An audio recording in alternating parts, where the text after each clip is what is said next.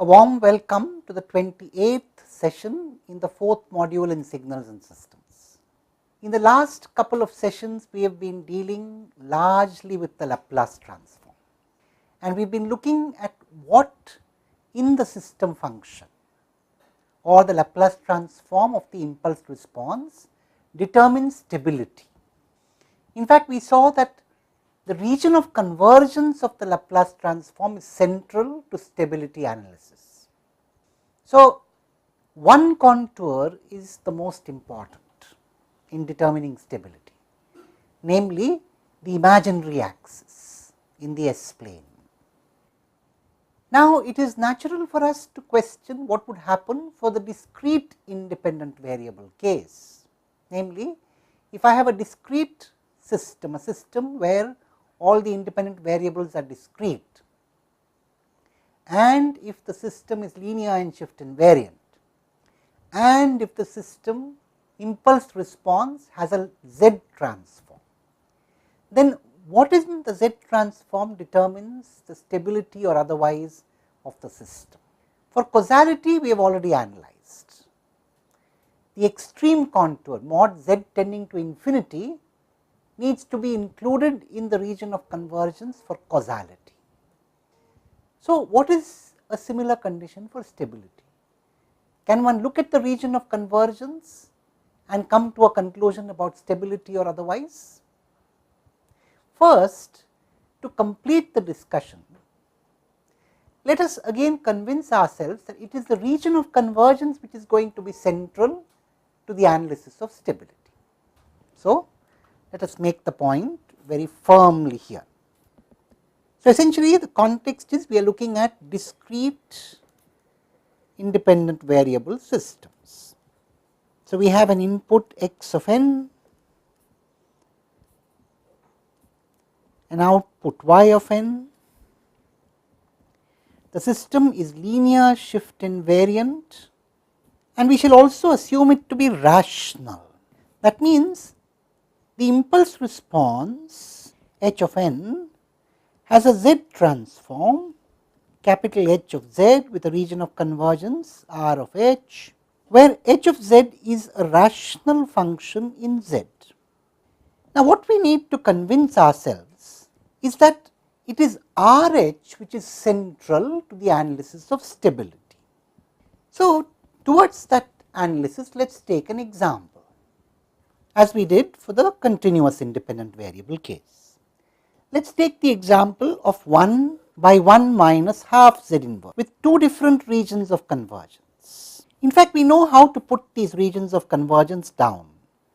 So, we have the Z plane, we have the point half, there is a pole there, you draw a circle passing through this pole, center at the origin, and now we have two possible regions of convergence.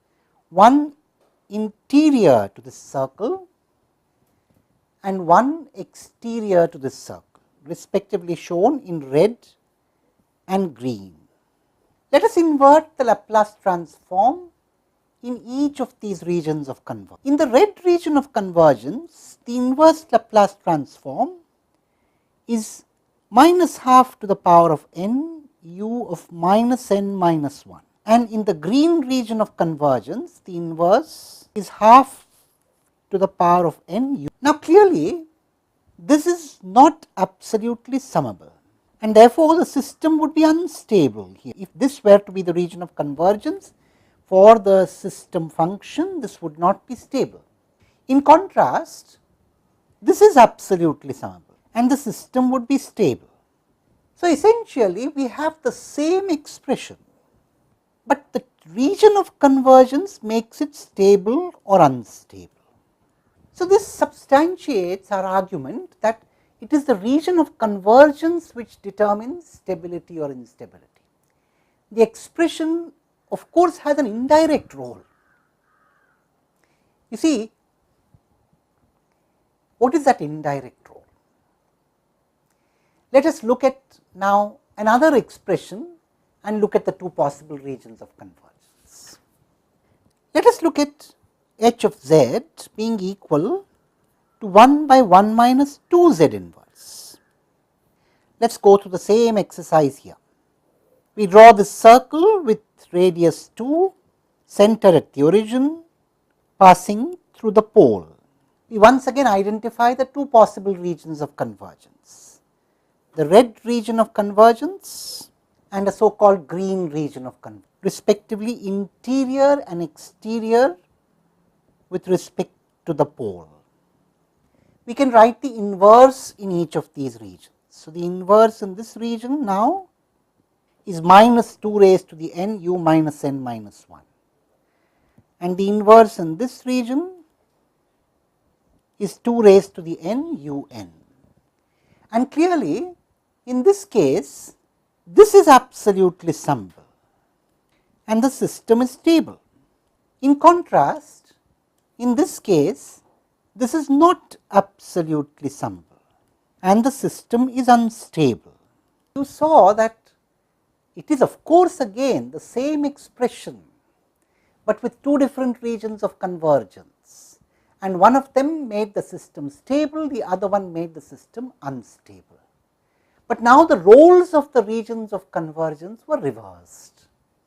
So, that is the indirect role which the expression plays. I changed the expression, I had 1 by 1 minus half Z inverse first, and then which region of convergence corresponded to the stable system changed. Now, again, this particular example points to what we are trying to get at in this whole discussion. Like the case of the continuous independent variable, is there something central to the region of convergence which allows us to choose between stability and instability? Do we have to look for something specific? And to answer that question, let us look again at what is it that made the system stable or unstable in each case. So, for example, let us look at the previous system again. So, here you notice that the pole had a magnitude less than 1. So, there was a pole at z equal to half.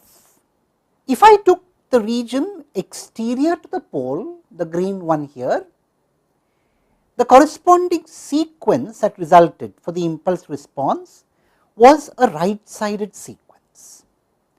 And if I took the region interior to the pole, the corresponding sequence was the left sided sequence, this one. This is right sided and this is left sided, and that is true for this next example as well. Here also the pole is at z equal to 2.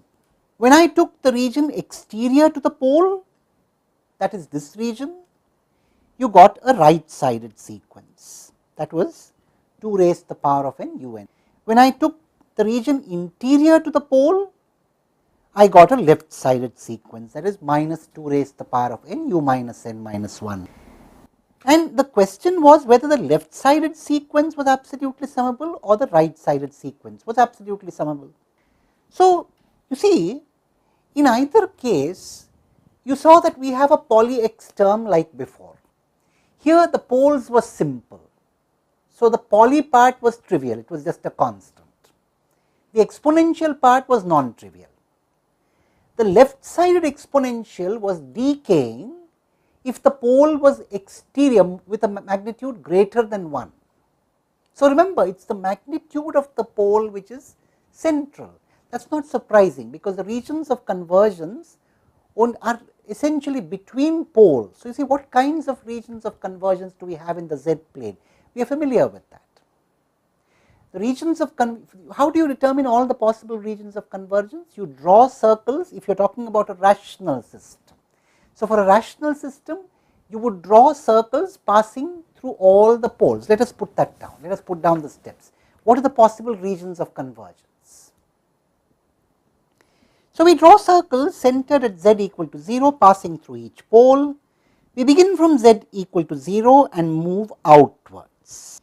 Identify all clean disks between these circles. Clean means no poles inside.